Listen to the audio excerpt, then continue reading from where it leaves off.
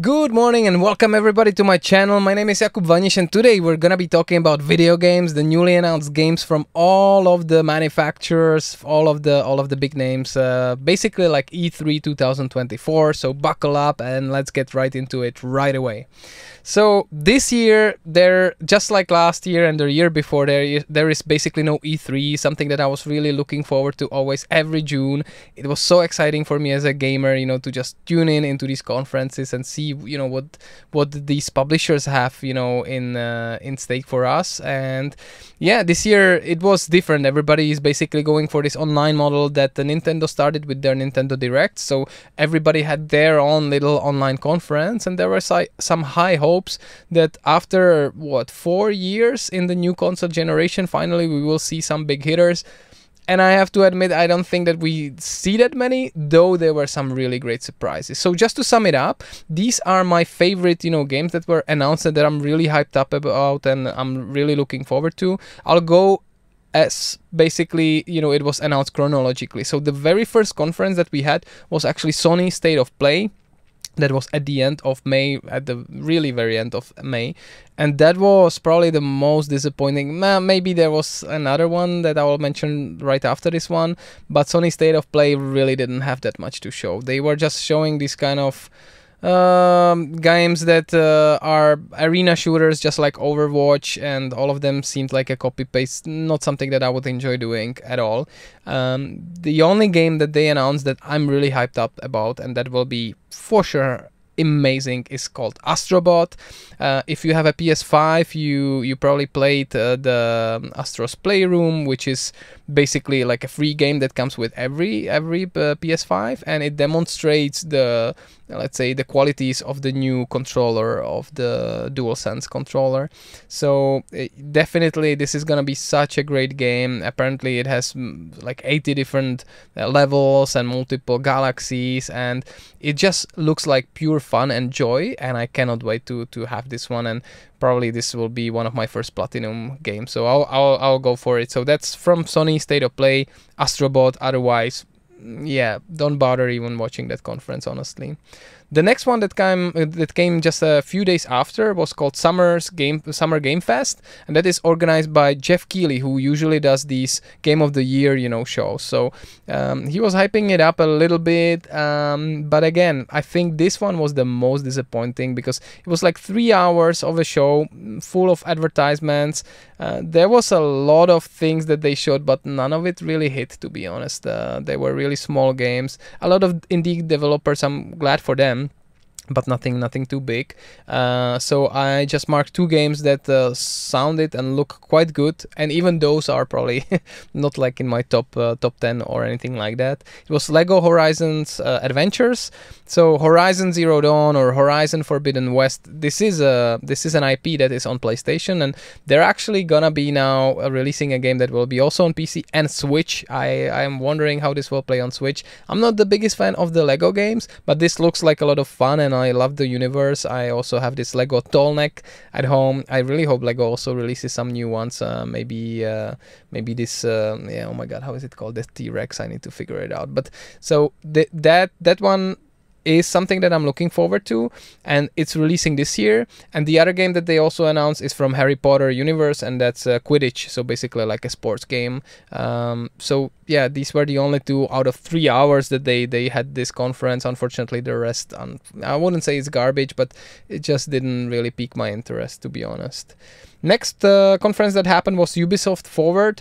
They didn't show anything new, and I'm not the biggest Ubisoft fan. I don't really like Far Cry games or Assassin's Creed.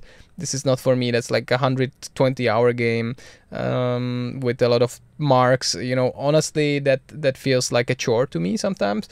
Though there are 2 games that are open world games that I'm really looking forward to, and that are coming actually out this year. And that's Star Wars Outlaws. That's coming in August. And yeah, because I'm a big Star Wars fan, this looks nice. Looks very nice. But again, I'll first see how the reviews are, and then I will consider buying it.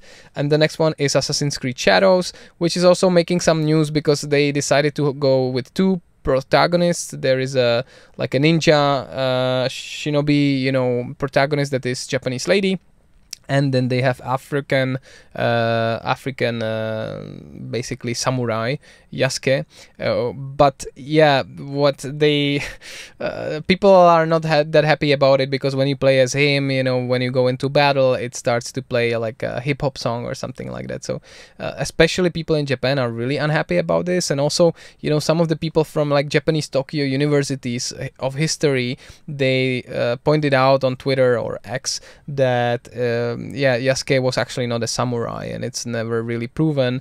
And Ubisoft's reply to that was banning and blocking, you know, these guys. So yeah, I'm not sure. You know, this was developed by a team of simply, you know, just Caucasian white people. Yeah, it feels weird, but the aesthetics, you know, I'm a big Japanophile. I am really looking forward to, you know, checking it out because of the aesthetics, because of where it is set. Though again, there's a lot of things that are controversial around it, especially the fact that, you know, they are using this Yasuke, and also the fact that they you know, sometimes they use like kanji characters, right? Like everything written in Japanese in kanji, and very often it doesn't make sense what is written there, or it's Chinese rather than Japanese. So yeah, it looks like they didn't do their homework. This is something that the Ubisoft fans or Assassin's Creed fans were basically asking for like 8-10 years, and now we're getting it, and yeah, it's bittersweet. So let's see about that. So these were the only two games that I am kind of looking forward to from Ubisoft. The next showcase, I have to admit, was probably the best, and that's Xbox showcase, and that was amazing. That really felt like these old years of E3. They had a ton of stuff. They were not shying away from showing the things that are kind of, you know, still long development ahead of them. Xbox had a tough year. They closed a lot of studios. The PR is a mess for them, so they needed to really nail this, and I think they nailed it. This was such a great showcase. And I used to be an Xbox fan. I used to have Xbox 360. It was one of the best console machines ever made, and this felt like coming back to those years. And I don't have an Xbox, and I am, because of some of these games, considering, you know, to buy it. Though there are rumors that they will also, you know, allow it on PC. Of course, they do allow it on PC, but maybe even on PlayStation eventually, you know, as a Game Pass subscription. So let's see how they do. So, but I will just mention the games that I really loved from the conference that they mentioned. One is the Doom, The Dark Ages. So Doom, you know, reboot was amazing, and this really hits my nerve. This is so well done, because you get a shield, you are fighting, you know, like medieval demons, and yeah, it just looks aesthetically like so much fun. Like after a stressful day at work, this is exactly what I need in my veins. The other thing that they announced was Perfect Dark, and they showed quite some gameplay of it as well, and that looked impressive as hell. Like one of the most impressive games graphically. Though there were rumors that Perfect Dark had quite a lot of issues in development, and they needed to restart development on the go, etc. But this, what they showed, looked amazing. Then they also announced the Diablo 4 Vessel of Hatred expansion, so the first expansion that brings new areas, new character, etc. That trailer was scary. That was really something that gave me chills. I wouldn't recommend it to everybody because it was very violent. But I'm looking forward to actually this looks great, and I'm looking for an excuse to, you know, start playing Diablo 4 again. And last but not least, you know, they had one more thing that they announced, and it was Gears of War E-Day.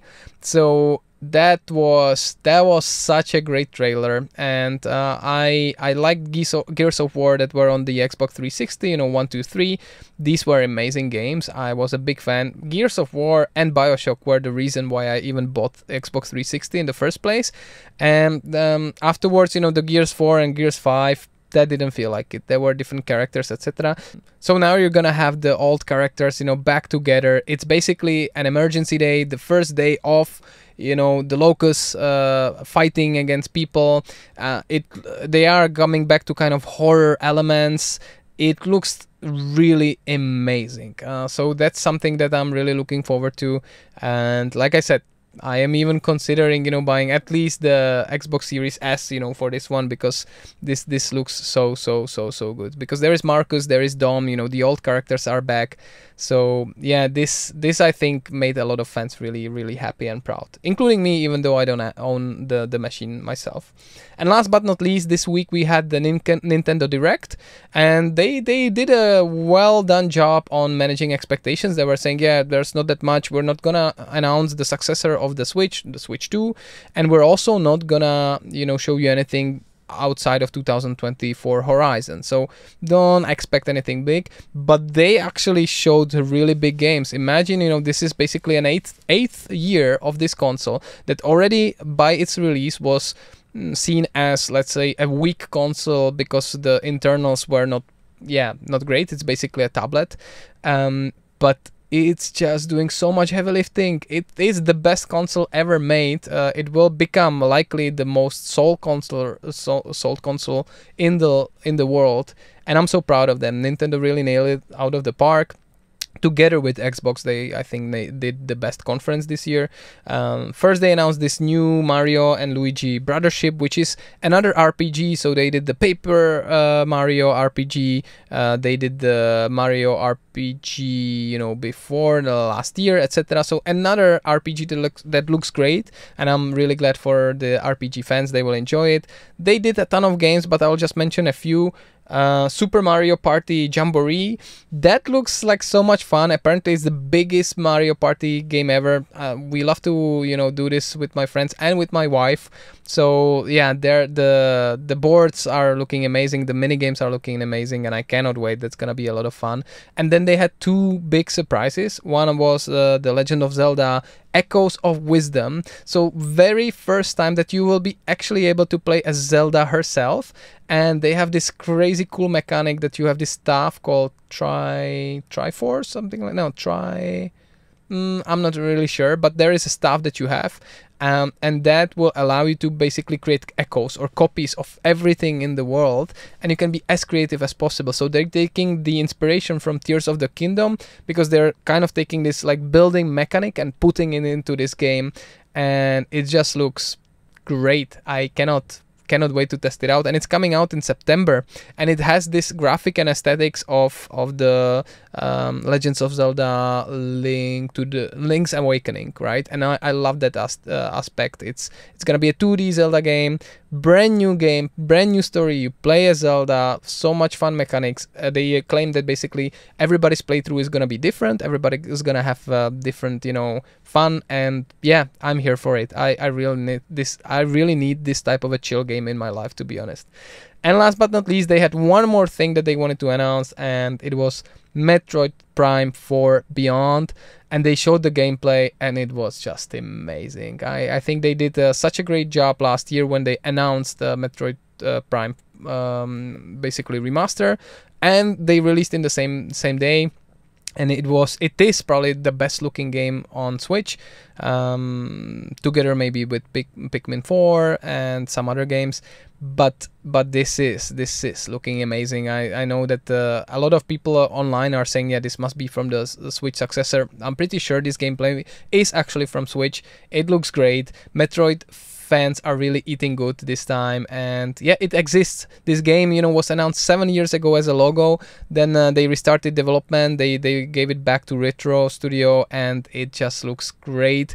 It's being announced for 2025 though, so likely the new Switch successor will come out in Q1 2025, just like this the Switch one, probably in March, and around the time they will probably release also this game that will go for both systems, just like Breath of the Wild did back then. So you will be able to purchase it for Switch or for the new Switch 2, or whatever they decide to call it. So actually quite a lot of great games that we can, you know, look forward to. I think as gamers, you know, we have some fun times ahead of us. Let me know what was your, you know, favorite announcement, which conference you like the most. Like I said, for me it was definitely Xbox and Nintendo. But otherwise, you know, if you like this type of content, please hit a like, hit a subscribe button. That will help me a lot, and I wish you an amazing day. Take care everybody, and cheers. Bye bye.